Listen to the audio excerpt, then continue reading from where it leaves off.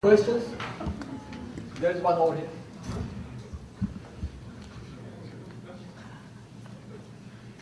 I also want to come back on the U.S. question, so why don't you start?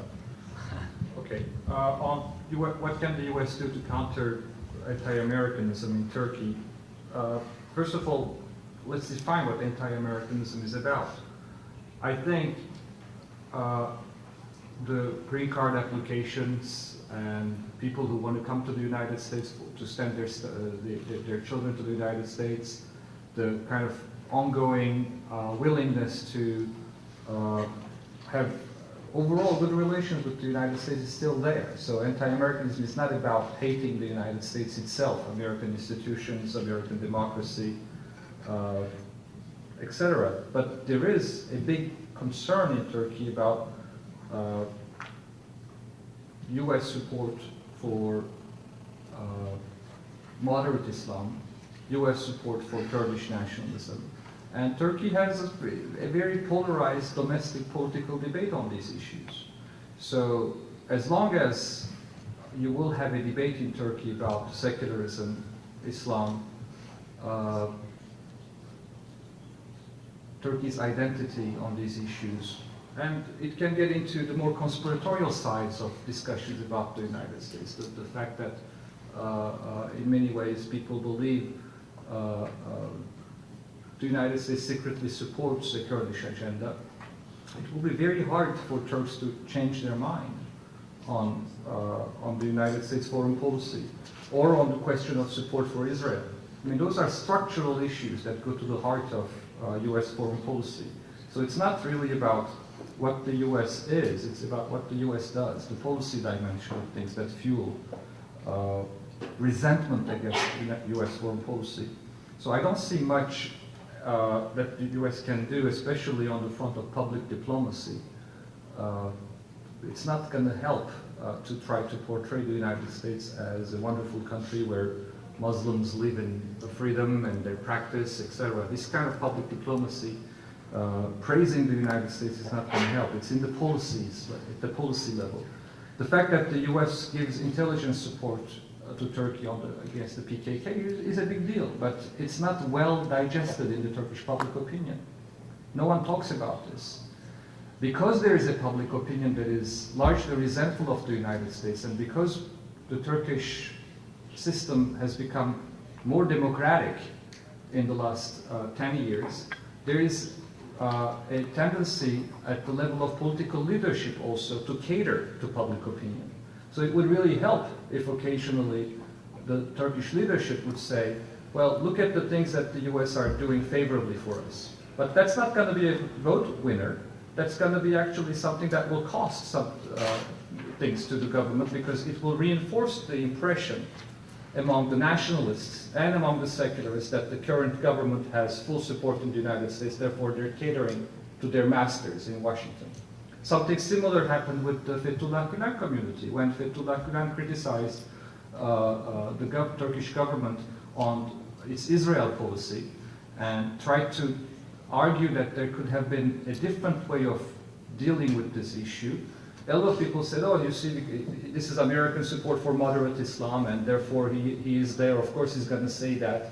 It plays into the kind of conspiratorial mindset of Turkey. So it doesn't help when you have leaders who are basically trying to say something balanced about the United States or Israel, because the Turkish public opinion is so negative on these issues. And it's a self-fulfilling prophecy, because the more absence you have of positivity about the United States, the more negativity you have in the public opinion, and the more negativity you have in the public opinion, the more politicians cater to that negativity. So it's a very vicious cycle which is hard to get out from.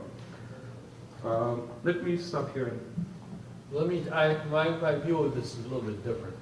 I think you have to dissect what are the sources of this anti-Americanism. And there are two, I would say, at least two big ones.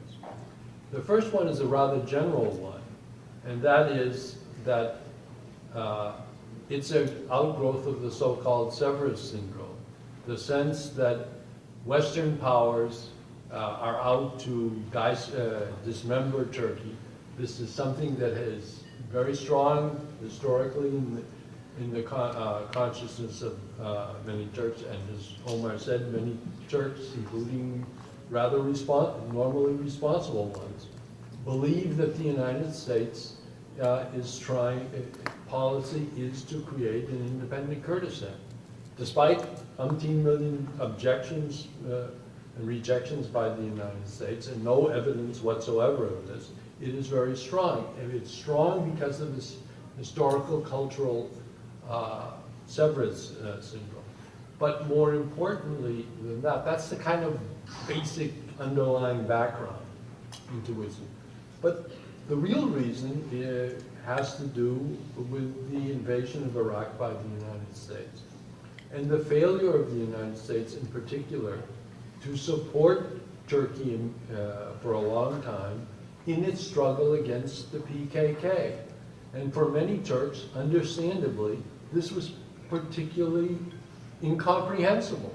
After all, the United States had just invaded two countries, Iraq and Afghanistan, on the grounds that they had to root out terrorism. Here, Turkey had an obvious threat, very visceral threat to its own security, and the United States, for a number of 2.5 years, basically said, yeah, we understand, very important, sorry, we can't do anything about it. And it really wasn't until Prime Minister Erdogan came to the United States in November of 2007 that U.S. policy changed. Now, since then, the United States, and this didn't just happen under the Obama administration, but certainly the Obama administration has done a lot to help Turkey in terms of trying to counter the PKK. But the support has come very late, and the image that has remained in the minds of many, the average Turks, is that the United States, when the chips were down, the United States did not help Turkey.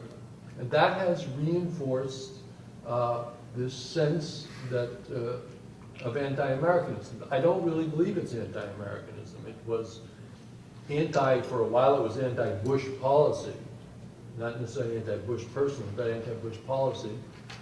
But that is carried over now into the Obama period as well. I think one of the things that's very significant, if you take the German Marshall Fund surveys that have come out last year and this year, the fact that,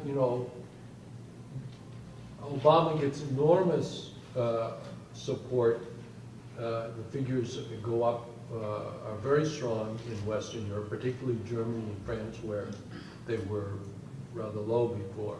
But in Turkey, in fact, they've barely changed, some 2 or 3 points. So this shows that the issue is going to take a long time to resolve, and the only thing one can do is to try to pursue sensible policies and change the ones that were not productive. And had the United States, I would argue very strongly, supported Turkey from the beginning on the PKK issue and said, look, we understand this is a part of the broader terrorist problem that we have, and will support you in the way that it is doing now, a lot of this anti-Americanism, in my view, would not be with us today. It doesn't mean all of it would go by any manner of means, but a lot of it. On Iran, as I said, it's interesting, the questioner's question said, shouldn't the United States change its policy?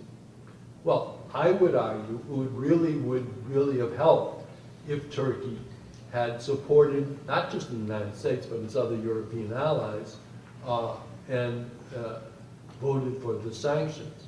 Now, there are reasons why it didn't, and I understand those, and I sort of alluded to them, but I don't think that you can just simply say that the U.S. should change its policy. I think the U.S. should change its policy and understand why this transformation has taken place, and that's what I tried to look at, how Turkey's interests are changing and why Turkey is pursuing the policies that it's pursuing, and that has to do with the reasons that Omar and I meant.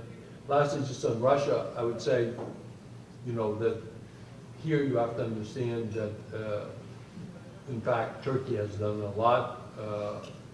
Turkish-Russian relations have improved, particularly in the economic sphere.